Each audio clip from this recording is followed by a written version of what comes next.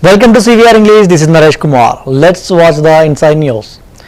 In an address, Delhi Congress President Devendra Yadav stated that on the 5th February, the people of Delhi would vote for change, expressing dissatisfaction with the unfulfilled promises of AAP government. He claimed that the citizens of Delhi were frustrated with the ongoing issues such as the heaps of garbage, clogged drains and poor road conditions. Yadav urged the people of Delhi to turn out in large numbers to vote for the Congress party, promising relief from these problems. Devkar जी इंतजार बहुत लंबे समय से था जिसका 5 तारीख और 8 तारीख 5 तारीख की काउंटिंग 8 तारीख को 5 तारीख को चुनाव 8 तारीख को क्या कहेंगे इसको लेकर के दिल्ली कितनी तैयार है और कैसे देखिए, मुझे खुशी है कि लोकतंत्र के सबसे बड़े पर्व चुनाव की घोषणा हो चुकी है दिल्ली में और 5 तारीख को ये चुनाव होने जा रहे हैं। 5 तारीख को निसंदेह वो दिन होगा जब दिल्ली की जनता एक बदलाव के लिए, एक बड़े बदलाव के लिए वोट करेगी। और वो बदलाव इसलिए ज़रूरी है क्योंकि आज पूरी दिल्ली में कहीं ना कहीं आप देख रहे हैं कि वो जो समस्याएं, जो वादे इन लोगों ने किए थे कि समस्याओं से निजात मिलेगी, आज कहीं ना कहीं उनसे परेशान होकर दिल्ली की जनता एक नई सरकार जो उनको एक बदलाव दे सके, जो उनके जीवन को बेहतर कर सके, जो दिल्ली को बेहतर कर सके, उसके लिए वोट करेगी।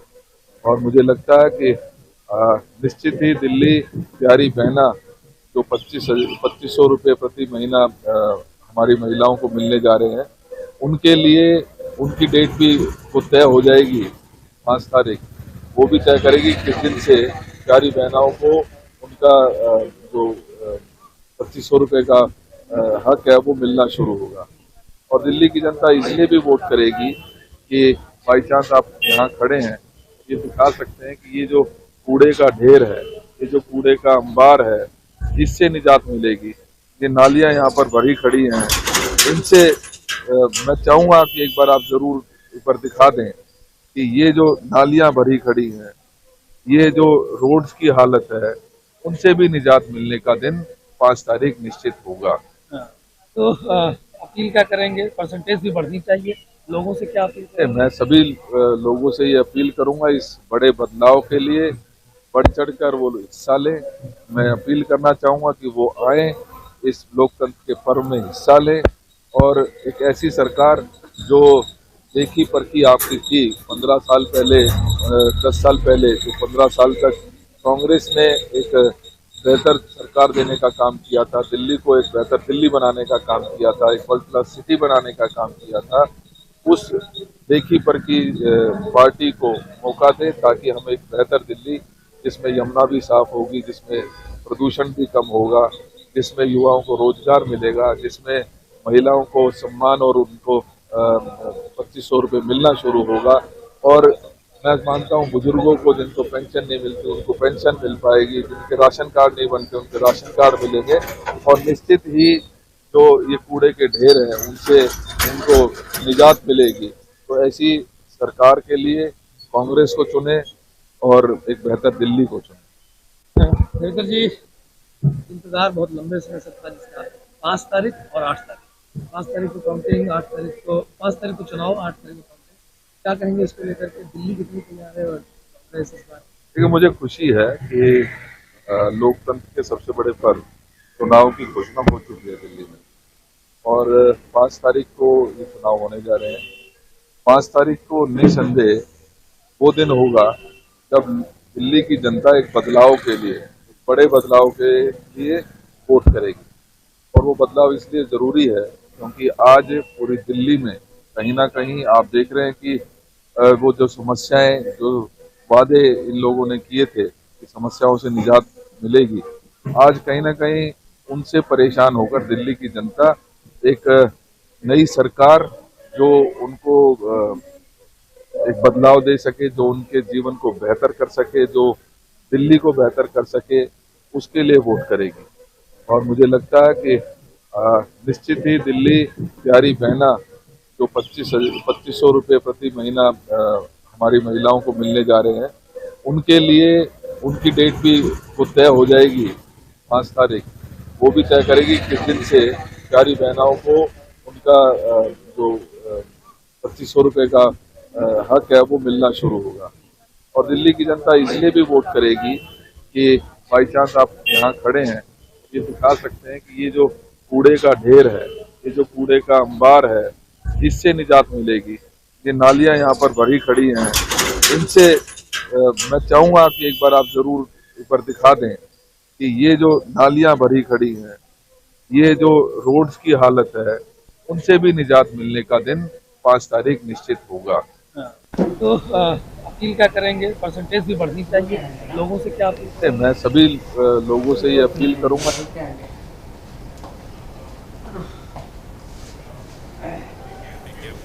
Union Sports Minister Mansukh Mandavia announced that the preparations for the 2028 Olympics have already begun. He shared that a meeting of the Mission Olympic Cell was held with well-known sports personalities in attendance. The discussions focused on identifying and nurturing talent, providing athletes with exposure on national platforms and preparing them for the Olympics. Mandavia emphasized that a strategy is being developed to ensure India delivers its best performance in 2028 Olympics. 2025 के लिए क्या goal set किए गए हैं as far as हमारे athletes हैं? 2028 के Olympics की तैयारी हमने अभी से चालू कर दिया है। आज मिशन ओलंपिक सेल की प्रथम मीटिंग हुई। सभी देश के स्पोर्ट्स में जाने माने लोग इस कमेटी में प्रतिनिधित्व कर रहे हैं। आने वाले दिनों में टैलेंट को आइडेंटिफाई करके उसका नर्चर कैसे करना और नर्चर करके टॉप के तहत उसको नेशनल और इंटरनेशनल प्लेटफॉर्म पर एक्सपोजर देके ओलंपिक्स और इंटरनेशनल चैंपियनशिप में हमारे एथलीट सफल रहे, इस विषय पर डिटेल डिस्कशन हुआ। बार बार इस मिशन ओलंपिक सेल की मीटिंग से हम 2028 में बेस्ट परफॉर्मेंस कर सके, इस दिशा में स्ट्रेटेजी को तैयार कर रहे हैं। सर, इस मिशन ओलंपिक सेल के मेंबर्स चेंज हुए हैं या जो पहले थे वही हैं, कुछ एडिशंस हुए हैं?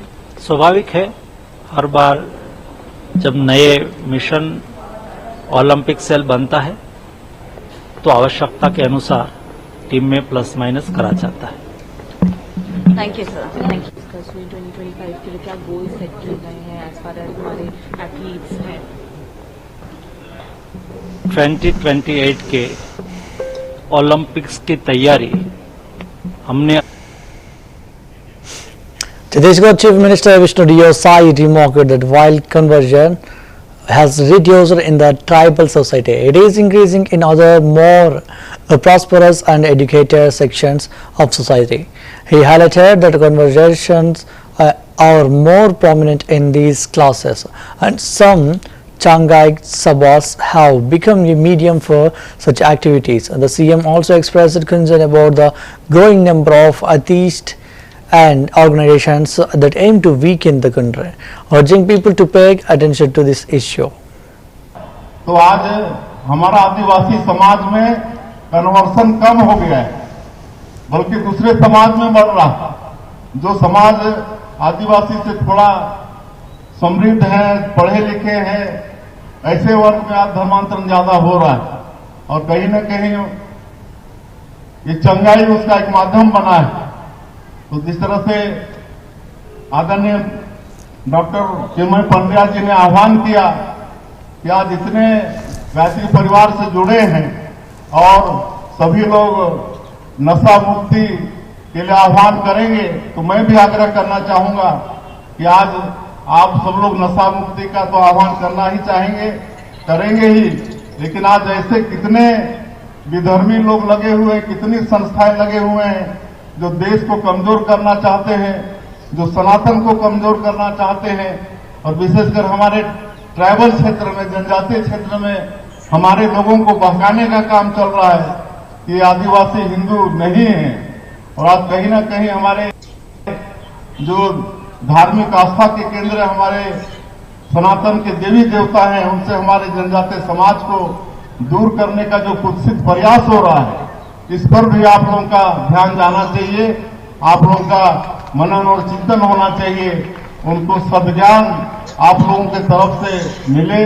तो मैं समझता हूं आज ये जो कुत्सित प्रयास ऐसे विधर्मी लोगों के तरफ से चल रहा है, उसमें निश्चित रूप से मतलब ब्रेक लगेगा, उसमें वो कर नहीं पाएंगे, सफल नहीं हो पाएंगे। तो ये भी मेरा आग्रह होगा। तो आज हमारा आदिवासी समाज में कन्वर्सन कम हो गया है, बल्कि दूसरे समाज में बढ़ रहा है। जो समाज आदिवासी से थोड़ा समृद्ध है, पढ़े लिखे हैं, ऐसे वर्ग में आज धर्मांतरण ज्यादा हो रहा है। और कहीं न कहीं ये चंगाई उसका एक माध्यम बना है।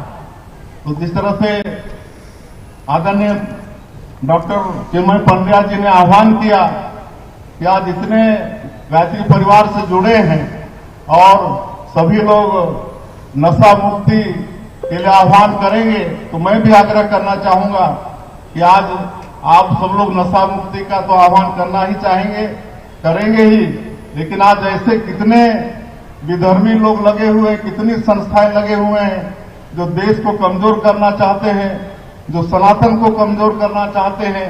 और विशेषकर हमारे ट्राइबल क्षेत्र में, जनजातीय क्षेत्र में हमारे लोगों को बहकाने का काम चल रहा है कि आदिवासी हिंदू नहीं है। और आज कहीं ना कहीं हमारे जो धार्मिक आस्था के केंद्र हमारे सनातन के देवी देवता हैं, उनसे हमारे जनजाति During the 152nd Asian Olympic Cell meeting, Indian badminton legend and chief national coach Pullela Gopichand shared that the discussions have been productive, focusing on the path forward for Indian sports. He expressed appreciation for the minister's enthusiastic efforts to enhance India's performance in the 2028 Olympics and beyond. Gopichand acknowledged that India's sports ecosystem was challenging due to its diverse nation, sports and players from various backgrounds. He praised the last decade, highlighting the significant support Indian athletes had received, which had contributed to the growing aspirations for players. He also noted that the government was keen on making sports bigger, with the Prime Minister's engagement with sports persons playing a crucial role. However, Gopichand emphasized that while India had grown aspirationally at a fast pace, the necessary systems to support this growth were still not fully in place. Well, we had a fruitful discussion today on the way forward. I think overall it's really good to see that the Minister has been very enthusiastically pushing to ensure that our performances in LA go up and beyond as well. And it's good to have so many of these top players, coaches, and also people from Federation and also the NGOs and the private entities participate in this, because everybody together needs to get their act together, because at the world level we all need India to be put our best foot forward. And I'm very happy with the kind of work the ministry has done to put this thing, and I'm very hopeful that we will have positive results coming up in the future. And sir, after Paris, there was a sense that the Indian athletes are mollycoddled, or they're given everything, but the results are not as they should be. Do you think that is also something that can be worked upon, a player and government responsibility, accountability? Well, I think our ecosystem is pretty challenging, with the diverse nation, with diverse sports, and with varied players coming from different ecosystems. I think it's going to be a challenge for a country, but I think what is great is that the last 10 years have been phenomenal for Indian sport in terms of the kind of support which the sports persons are getting. So today players are aspirational. Today the government is wanting to make sport big. The Prime Minister is hugely responsible for the way he has interacted with the sports in general. And I think it's a very positive environment, and we have grown aspirationally too fast, and our systems are not still in place, is what I would think. And it's great to see that a lot of effort is being made to get the systems in place. Any specific suggestions that he gave today? any key areas of focus that you want? Well, I think systemic development, coaches development, I think accountability, these are three things which I think across the board everyone's spoken about. And surely I think these are areas which are already being worked in the last few months and we will continue to do in the future as well. Well, we had a fruitful discussion today on the way forward. I think overall it's really In Dharmasthala, Karnataka, Vice President and Rajya Sabha Chairman Jagdeep Dhankar highlighted the positive infrastructural growth in the country, particularly at religious sites, calling it a commendable development that aligns with India's civilizational values. However, he strongly criticized the practice of VIP culture, stating that when individuals are given a precedence or labeled as VVIPs or VIPs, it undermines the principle of equality. Dhankar emphasized that such distinctions, especially in religious places, contradict the essence of egalitarianism and dignity. He urged for the abolition of VIP culture, hoping that Dharmashala, led by renowned luminary, could serve as an example of equality and inspire other religious institutions to abandon practices that diminish the spirit of fairness. A soothing change in recent years in our country has been infrastructural growth that is germane to our religious places. This needs to be applauded as these are centers also of our civilizational values. Religious institutions are emblematic of equality, since there is no individual is higher before the Almighty, the God. We should reinstill the idea of equality in religious institutions. When precedence is accorded, when priority is given to someone, when we label it as VVIP or VIP, this is belittling the concept of equality. VIP culture, friends, is an aberration. It is an incursion when viewed on the anvil of equality. It should have no place in society, much less in religious places. I hope this Dharmasthal, being led by a luminary of our times, will serve as an example of egalitarianism, and let us shun for all times VIP culture. The very idea of VIP darshan militates against divinity. It should be dispensed with. A soothing change in recent years in our country has been infrastructural growth that is germane to our religious places. This needs to be applauded as these are centers also of our civilizational values. Religious institutions are emblematic of equality, since there is no individual is higher before the Almighty, the God. We should reinstill the idea of equality in religious institutions.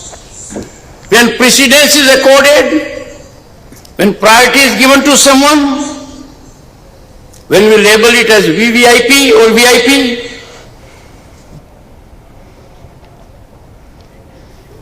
In Bhubaneswar, Odisha, MEA Secretary CPV and IA Arun Kumar Chatterjee announced that the Pravasi Bharatiya Divas Convention will take place from January 8th to 10th. In partnership with the state government of Odisha, this marks the first time the event is being held in Odisha, renowned for its rich historical, cultural and spiritual heritage. Chatterjee noted that since 2017, the Pravasi Bharatiya Divas conventions have been held every 2 years with the previous convention held in Indore in January 2023 in collaboration with the Madhya Pradesh government. He also confirmed that the 18th Pravasi Bharatiya Divas convention will be formally inaugurated by Prime Minister Narendra Modi on January 9th. This special briefing on the upcoming 18th Pravasi Bharatiya Divas that would be held, as you know, in Bhubaneswar from tomorrow, that is from 8th to 10th of January 2025 in partnership with the state government of Orissa. The Pravasi Bharatiya Divas convention is being organized for the first time in the state of Orissa, which is famous for its rich historical, cultural and spiritual heritage. As you are aware that since 2017, the Pravasi Bharatiya Divas conventions are being held once every 2 years. The last Pravasi Bharatiya Divas was held at Indore in January 2023 in partnership with the state government of Madhya Pradesh. The 18th Pravasi Bharatiya Divas convention will be formally inaugurated by the Honorable Prime Minister of India, Shri Narendra Modi ji, on 9th of January. Her Excellency, for this special briefing on the upcoming 18th Pravasi Bharatiya Divas that would be held, as you know, in Bhubaneswar from tomorrow, that is from 8th to 10th of January 2025 in partnership with the state government of Orissa. The Pravasi Bharatiya Divas convention is being organized for the first time in the state of Orissa, which is famous for its rich historical, cultural and spiritual heritage. As you are aware that since 2017, the Pravasi Bharatiya Divas conventions are being held once every 2 years. The last Pravasi Bharatiya Divas was held at Indore in January 2023 in partnership with the state government of Gandhinagar, Gujarat. Dr. Neelam Patel, Additional Director, Public Health, stated HMPV virus is not a new virus. It was detected for the first time in 2001, but the virus mutated many times. So due to mutations, its outbreak increases many times. So the Gujarat government is also taking action on this. There is no need to panic.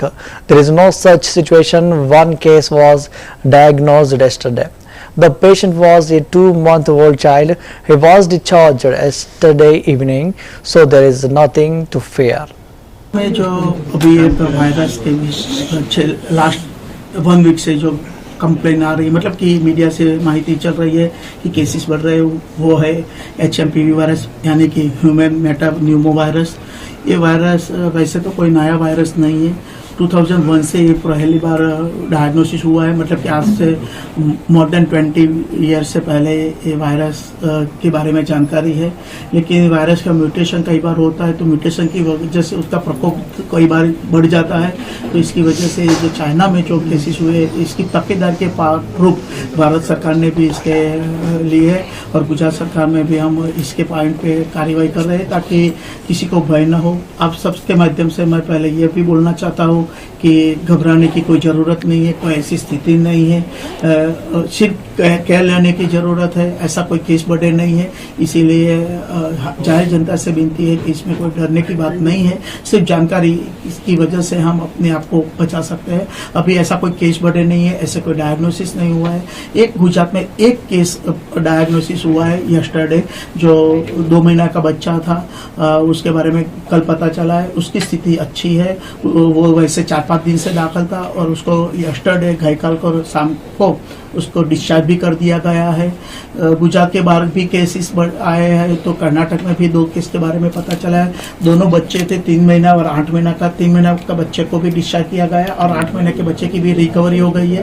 तो ऐसा कोई डरने की बात नहीं है और इतने केसेस कोई बढ़े नहीं है। वैसे हमारा एक नेशनल प्रोग्राम चल रहा है IDSP integrated disease surveillance project. उस प्रोजेक्ट में हम रेगुलरली वॉच कर रहे हैं कि केसेस कैसे आ रहे हैं, क्योंकि हर तरफ से उसको रिपोर्टिंग करते हैं, पोर्टल पे, और पोर्टल की वजह से हम यहाँ बैठे पूरे गुजरात में कितने केसेस आए, कितना क्या हुआ वो हम देख सकते हैं।